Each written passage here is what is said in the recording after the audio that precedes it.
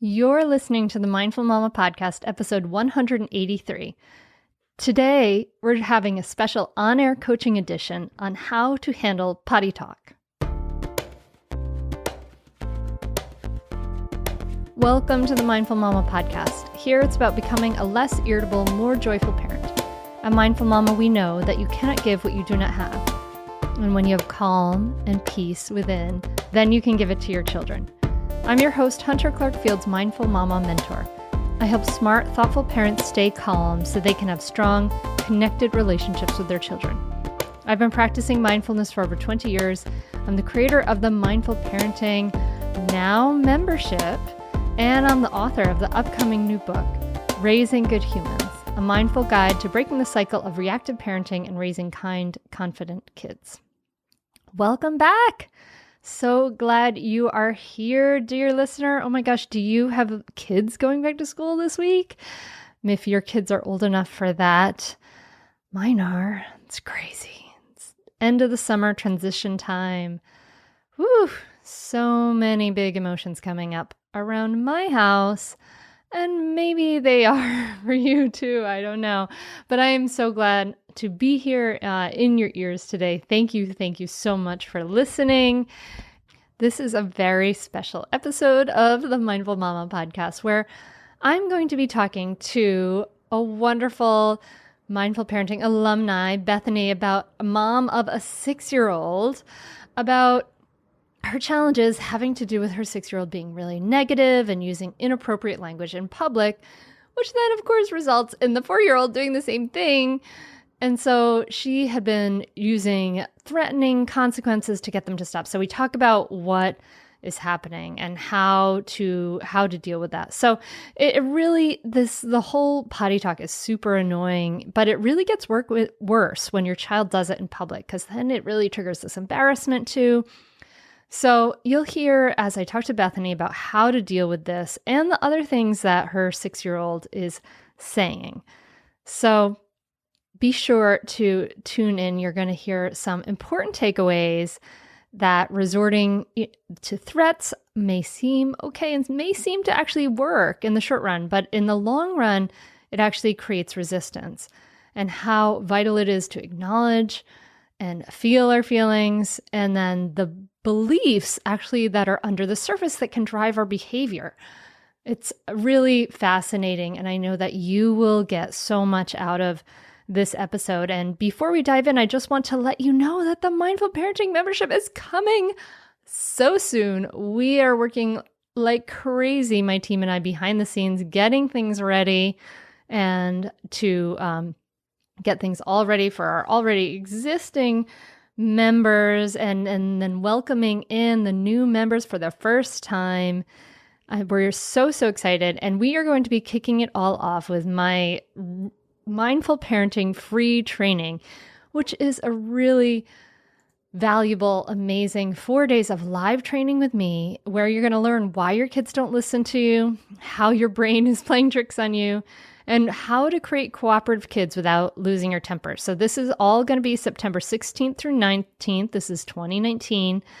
And the people get so much out of it. Natalie said that the live training component really made her feel more involved and willing to participate. And she felt like she had everything to gain from this. And Ashley was so sweet. She said, my laid back, fun-loving, easygoing attitude was refreshing and grounding. So she felt like it was an incredible introduction to mindful parenting strategies. And Christina told me that she now has a more positive outlook, and she's focusing more on self-care, and then the bite-sized lessons really fit into her everyday life. So I hope that you will join us for this Mindful Parenting free training, September 16th through 19th. If you can't make it live, we'll have some recordings.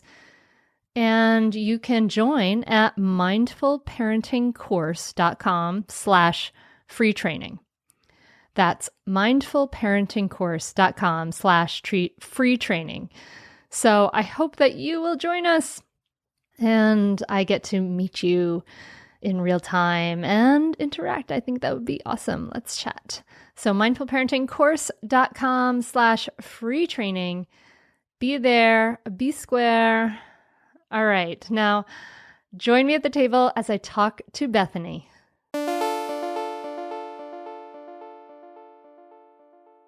Bethany, thank you so much for coming on the Mindful Mama podcast. Hi, thank you for having me on here. Excited.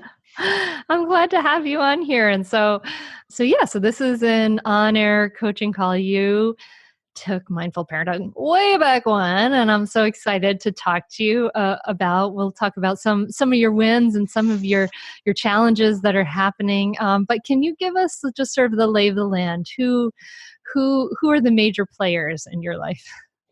Yeah, so my husband and I live in Annapolis, Maryland. We have two boys who one just turned 4 and the other is 6.5. And we have a dog and a cat. Who might make an appearance audio-wise. Right. Who knows? We'll find out. Cool. And tell us what are some wins for you recently? So this is how we, for the listener, this is how we start our coaching calls in mindful parenting, is that we lean into the wins because we know our brains have a tendency to move towards the negative. So we practice leaning towards and appreciating the positive. So what is that for you, Bethany? Yeah, I have a lot of wins. It's hard to pick, but I've been doing your course again with this group in the spring now. Mm-hmm. It was sort of perfect timing because, I do it every time it comes around again because it's just super helpful and I get more out of it every time, learn new things. And, as my kids are growing, our challenges change. So it's always useful.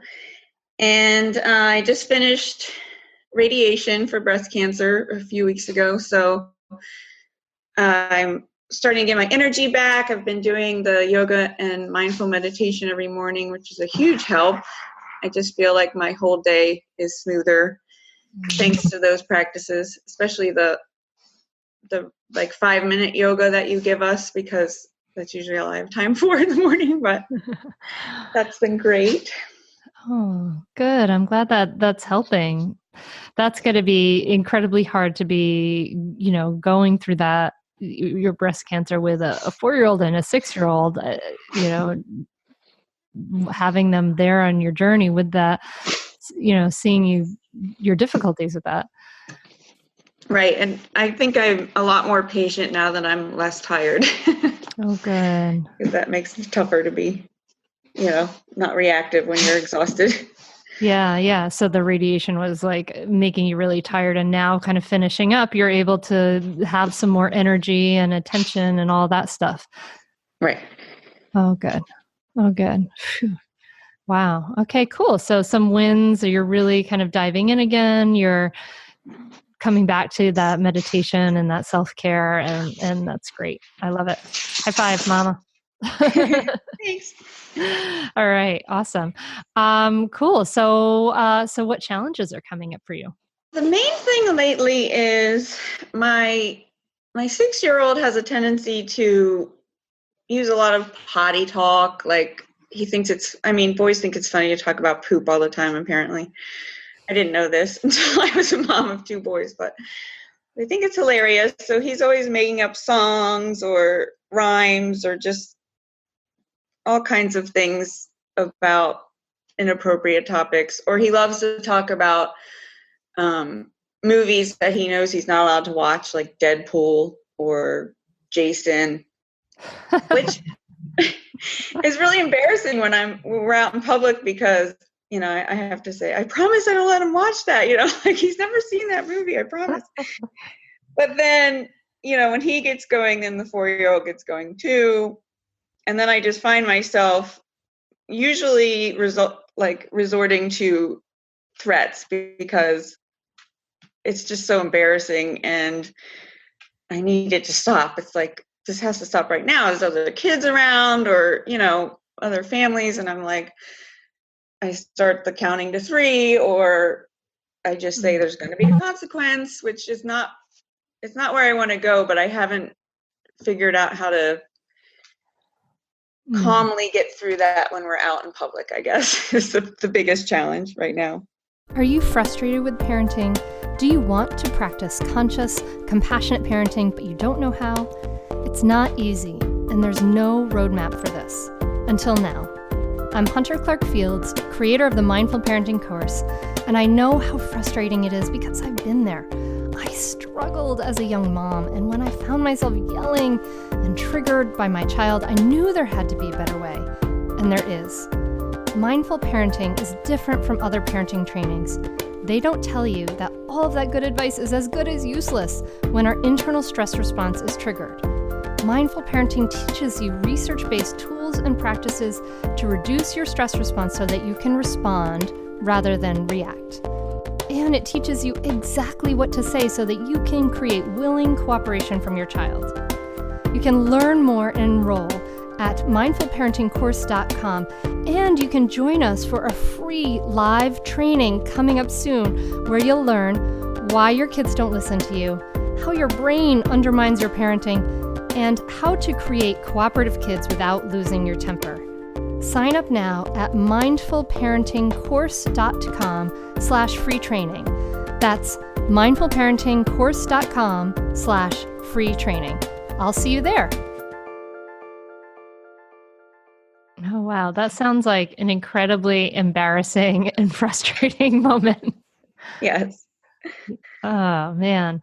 So you're out and about, and he's saying, he's deliberately stirring the pot. He's like, let me talk about poop. Let me see if I can talk about movies I'm not allowed to watch, that kind of thing. Yes. Yeah. I hear that. Actually, my one of my parenting mistakes was taking my daughter when she was, I actually took my daughter when she was 7 to a really scary movie inadvertently. Because my oldest daughter had read the book, Miss Peregrine's Peculiar Children, and I'm like, actually, I usually check like Common Sense Media and all that stuff, but somehow I didn't. I kind of thought, like, since the word children was in the title, and my daughter, who was like at that time 10 or 11, had read it, I thought, oh, it should be fine. And it's not. It's a really, don't take your kids to see it. It's like one of the most frightening movies I've ever seen. Oh, She no. loves to tell the story of how she went to this movie and she was so scared and I was so scared. We comforted each other. Right. But yeah, those things that are like the transgressions are like the things that are they get the most reaction, right? They're the funnest stories to tell. Yes. Aren't they? Yeah. Yeah. So in those moments, how are others reacting to him, and how are you're reacting with some threats and some embarrassment, sounds like. Right. Usually, I mean, I try before we go places to say, I expect, and I usually just pick 3 things, like, speaking nicely and good manners, and usually stay with me are the top 3. Yeah. And, if we're out and they start with that, I'll say, that's not appropriate. Let's talk about something else. But if he's really trying to get to me, it works. And I usually will say, we're not talking like that. Stop right now. And then I will resort to, there's going to be a consequence, or if you keep talking that way, we're going to take away screens for the day, which usually works. But then I will have to say, like, 1, and then they'll stop. But it's like, I don't like getting there with the threats. And I'll even say, like, please don't make me threaten you. Just stop. Yeah. And the screens are totally unrelated. So it's basically like, it's definitely like a punishment, right? It's like, I'll make you unhappy later if you don't comply with me now. And it's interesting. So that, makes they stop the behavior because they don't want to lose the screens. But imagine, so what generally happens with that when we use like punishments and threats like that is it causes a lot of resistance because they don't want to be manipulated. Right. And things like that. Okay. So I love that you share your expectations first. I think that's great. So one thing I think that I would encourage you to do is to have a conversation with them where you share how this behavior affects you in an iMessage. So you know what that is. So I'm going to challenge you to try to come up with an iMessage about the potty talk. Okay. Okay. So I might say, Alice, when you use potty talk out in public in front of other people and other kids, I feel really embarrassed and really worried that the other kids are going to learn those behaviors, or the other parents are going to think badly of us. And I really can't enjoy my time out with you when you're talking that way. That sounds great. It sounds like a great iMessage. Well done, Bethany. I'm practicing. That's great. So have you tried this iMessage? I have. I think I'm not real consistent when it comes to this behavior. I have tried it.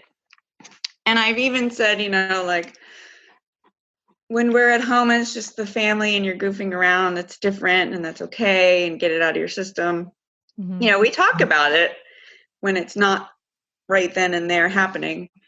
Mm-hmm. But I think I'm a little more reactive with this because I'm embarrassed. So I don't always remember to say that iMessage. Sometimes I jump right to cut it out, the panic mode. Yeah. So this is good. I'm glad you brought this up, because this is a perfect kind of thing that you want to kind of practice with ahead of time, right? So because one of the big things that I'm seeing here is that it gets to you, right? It works. Yes. And this is it's powerful. And you have a 6-year-old who's using his power, and right now maybe has some resentment because of the threats and so he wants to use this power. There's like if you picture sort of two fists right against each other, this is kind of what's happening right now. Right. So why I underline that it gets to you is that what I think might be a good strategy for you is to practice to start detaching from what's happening, right? Like, let's look at this. Okay. So when you feel embarrassed, right? When the other parents are there, you're worried because you're thinking that they're thinking what? These boys have terrible manners. This mom has no control. She's not taught her children well. Okay. That kind of thing. Okay. So the boys have terrible manners. Mom has no control. Right. I don't want my kids around them. They're going to learn bad things. Okay. Yeah. So is it true that your boys have terrible manners? Once in a while. But no, not overall. Not overall, right? Okay. So that's not true. And now the mom has no control. This is a tricky one because in actuality, we don't have any, huge control over other people. We know that our kids choose their own behaviors. We aren't like puppet masters with them, but right. Let's look at sort of in the big picture as far as, overall presence. Would you say that that's, 100% true that you have no control of your kids? No. Okay. So neither of these are true. The boys have terrible manners. Mom has no control. So neither of these are true. How do you act in the world? How do you behave? How do you behave towards yourself, towards your sons, towards other people when you're believing these thoughts that that other people are thinking boys have terrible manners and mom has no control? I'm nervous and I'm reactive. I'm definitely, I don't know. I just want to escape, like get away from the situation. Yeah. Yeah. So you're like fight, flight, and flee. Yes. Flight response is activated. Yeah. Yeah. And that makes sense because, just because, of course we're social animals, right? Like how we are perceived in our social milieu for 100,000 plus years really, really mattered, life and death kind of style. Now it doesn't so much, but yeah. So our nervous system doesn't quite know that yet. Yeah. All right. So you're nervous, reactive, you want to escape. Do these thoughts about, boys having terrible manners and mom having no control, do they add to your peace or they take away from your peace? They take away, definitely. They take away. They add stress, right? Right. Okay, add stress. Okay. So if you let's do some imaginary thinking and imagine if you didn't have the thought that others are thinking the boys have terrible manners and mom has no control. If you didn't have that thought, what who or what would you be like? I would be pretty easygoing for the most part until it gets annoying, and then I would be just irritated. Yeah, you would just deal with the problem without this sort of extra layer. Kind of sounds like you would. Right. Yeah, without that extra layer of embarrassment. So let's imagine. Can we imagine sort of the opposite or the turnaround of these thoughts that are causing you to be nervous and reactive? What's the opposite or the turnaround of the boys have terrible manners? The boys are kind and caring and polite, and And what's the would love opposite my. of? Yeah. Sorry. No, I'm sorry to interrupt too. What's the opposite of mom has no control? The mom is so calm and laid back, and the boys are so well behaved. All right. Isn't that great for them? That's great. So what I'm trying to invite you to do is to kind of examine the underlying thought, right? That's driving this whole sequence, right? Mm-hmm. For your son, it's just like he's getting this attention, and they're just it's a whole phase, right? Kindergarten, Yeah. you're just fascinated with that, and for you, it gets to you, and we want to kind of like look at underneath the surface of why is this getting to you, so that we can kind of untangle it a little bit, right? Mm-hmm. So with if we can start to if you can start we can start to look at this thought and detach from it a little bit, the embarrassment can start to sort of go down, and why we want to do that is because kind of it's sort of paradoxical, right? The less you care about this, the less power it will have, the more the behavior will start to fade away. Does that make sense? Yeah, totally. Yeah. Okay, so let's imagine next time you're with a bunch of people. Okay, let's just picture this moment. Mm-hmm. Your son says something about poop, starts talking about poop. I want you to just kind of close your eyes and check in with what does the feelings feel like in the body of embarrassment? Where does it come up in your body? Like a lot of tension in my jaw and shoulders, and my stomach kind of feels sick. Okay. So take a moment just to close your eyes and kind of look at that tension in your jaw and your shoulders. And I invite you here to just be curious about it, right? We're just going to look at it like a scientist. Isn't this interesting? And I want you to just allow it to be here. Okay. And in your mind, just say to it, okay, hello, old friend, embarrassment. Hello, I see you there, right? So just mentally greet it. Hello, old friend, embarrassment. I see you there.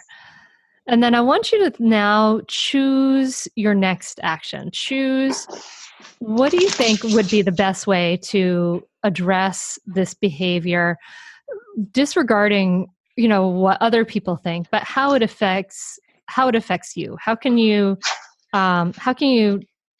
deal with this behavior from a more grounded place of not letting it be such a big deal, but also interrupting it? Okay, I think if I can take a moment to step back and take a deep breath, consciously relax all those muscles that just tensed up when I got embarrassed, and remember how much I love my kids and that they're generally wonderful and well behaved and sweet. Mm-hmm. Yeah. And then just think about how can I react to my son without him thinking, oh boy, I'm getting her riled up now. Let's keep doing it. Like, oh, mom doesn't really care, but she wants me to do something else. Yeah. Yeah. So I picture you, Bethany, like crouching down to him, taking a deep breath, crouching down, maybe touching a hand to his shoulder so you look him in the eye, and then trying out an iMessage from there. What might your iMessage kind of look like there? Well, if I could try not to feel embarrassed, I might say. Well, it's not, no, that's when you're not trying not to feel embarrassed. You're just saying, you're just allowing the embarrassment, right? You're just gonna, but don't act from that place. Does that make sense? Okay. Like you're not trying to shove away the embarrassment. You're just, hello, embarrassment, old friend. I see you Right. there. Okay, you're here, but you know what? I can choose to act from a place of compassion and from a place of I'm my child's mentor, I'm my child's teacher. I'm here to mentor and teach and coach him on how to be in the world. Okay. Okay. So then I might say, when you talk that way, I feel disappointed because I know you're a wonderful child who's kind and caring and sweet, and that's not coming across right now. So I'm really not enjoying our time together because I prefer to be with the sweet boy I know you are. Okay, cool. Yeah, yeah, okay. And you're allowed to say, I feel embarrassed, and I think that he understands that. And disappointed is great too. So then you give this message, and he's in the habit now of resisting your threats, and he's kind of like, we want to remember that with this behavior, he's got a train going in a certain direction and it's got some momentum. Right. So he may not stop this right away, right? So what would be a natural, if he continues to say, okay, let me see if I can get a rise out of mom and continue to do this, what can be a way for you to address the behavior without it being like punitive, but to address the, can you say, okay, buddy, sounds like you're not able to speak in a really, in the way that we speak around other people. So can you just take him out of that situation and leave?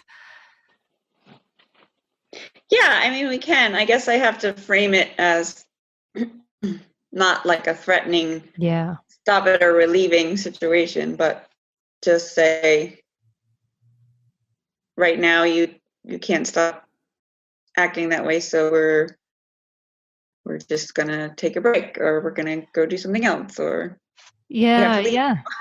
Yeah. Yeah. And that's the thing is like, you want to hold this boundary, but hold it with empathy. Be like, oh, buddy, you're using that potty language again. I'm sorry, buddy.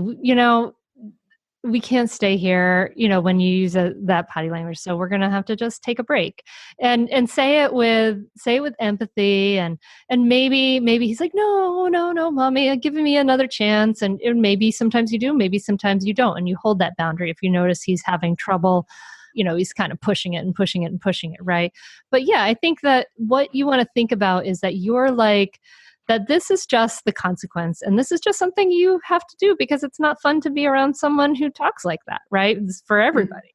So this is just part of your job, is that, oh, too bad, this sucks, oh well, and try not to. So what I'm inviting you to think about is to take the drama out of it in yourself, right? Or Yes.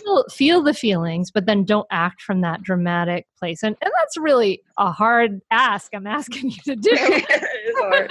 It's not so easy.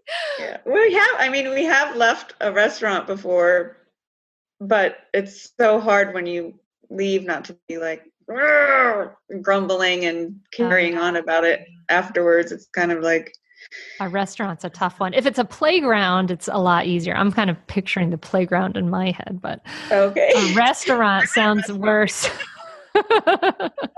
Right. Yeah. Yeah. But I bet it wouldn't take, if you had to kind of do that, or you could, if you were in a restaurant, maybe you would go and take a 5-minute break. That might be a kind of intermediary step. And Say, okay, we're going to take a break in the car or outside for a moment while your brother and your dad have a nice time at the restaurant, or maybe dad takes a break, but whoever's the calmest, I suppose. That would be me. Yeah, you got kind of a chilled manner. Okay, so how is this landing with you, Bethany? It's good. It's definitely helpful to just reflect on how much of my response and drama are feeding into the behavior, and to kind of step back and look at it like, how much am I really encouraging it kind of by my reaction? So Yeah. it's good. Yeah. Those are powerful words. Like that disgust response is strong. Like I can't even look at that poop emoji. I don't even like it. I hate that one. I hate the poop emoji. I don't get why it's such a big thing. Because of 6-year-old boys. 6-year-old boys. Oh my God. Yeah, my daughters think the poop emoji is awesome. Right. No, it's not. Oh.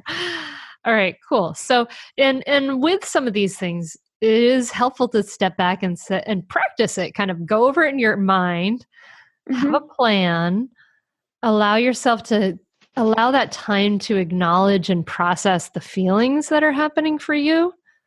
Right. Because then when we can say, okay, okay, embarrassment, I see you there. Then as soon as you've acknowledged those feelings, you're kind of labeling them. That's actually giving you, it's like it's taking you kind of a little step away from them. So it's not so personal. This is just something that happens. So we all feel, and it's part of our human experience. We don't have to be ashamed of our embarrassment or push it away or fight it, right? Because when we fight it, when we resist it, it tends to persist.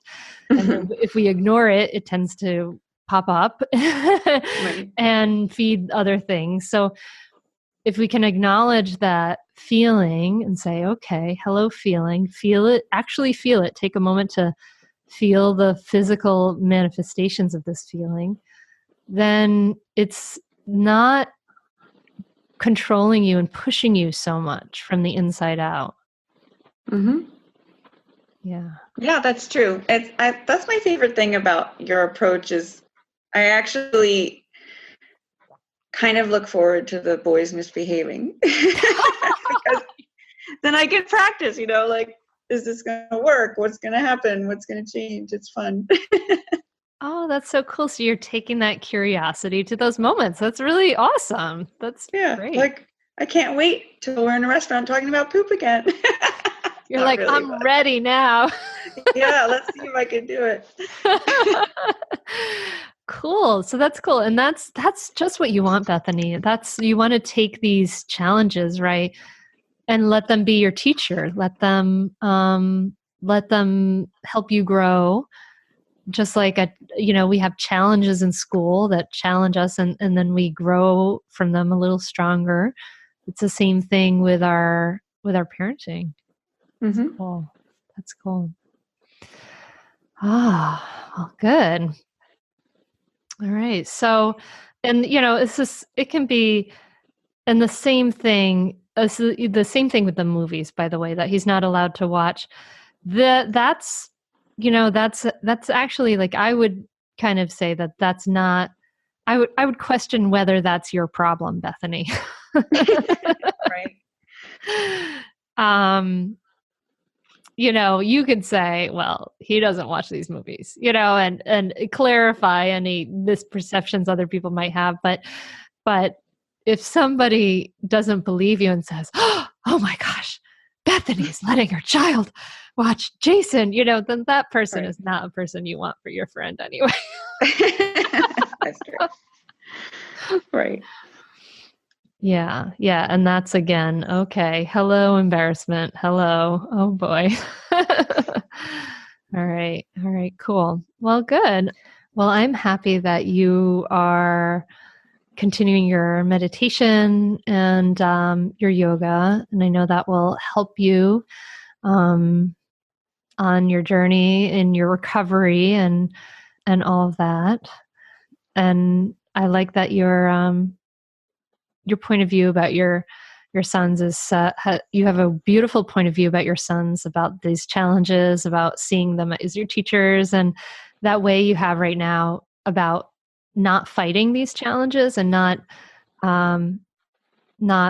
you're not feeling shame and blame and what's wrong with me about these challenges. That is really actually will help your healing too, right? Because there's a foundation there of acceptance and ease that I that's really refreshing, and I'm happy to hear. Thanks. All right. So if you so looking back, we talked about your wins and we talked about the challenge of the potty talk and things like that in public. Do you have any takeaway from talking today? Oh yeah, lots. It's just really helpful to have your questions sort of help me see things in a different point of view. Like, okay, yes, you're embarrassed, and sit with that for a minute. Don't resist it too much. And just, helping talk through some different ways to respond is just really helpful. So thank you. All right. You're welcome. And I guess my final thought for you is remember the impermanence that this too will pass. Your sons are like rivers that are they're never the same children twice, right? They're always growing and changing, and they may have even a more difficult challenge coming, or the potty challenge may just fade away. But yeah, I wish you the best of luck with it, and thank you so much for sharing your time and sharing your voice and opening up your family. I know that it helps the listener to hear real stories and real examples. So I really appreciate that from you, Bethany. Okay, thank you so much for all your help and advice and support through the years.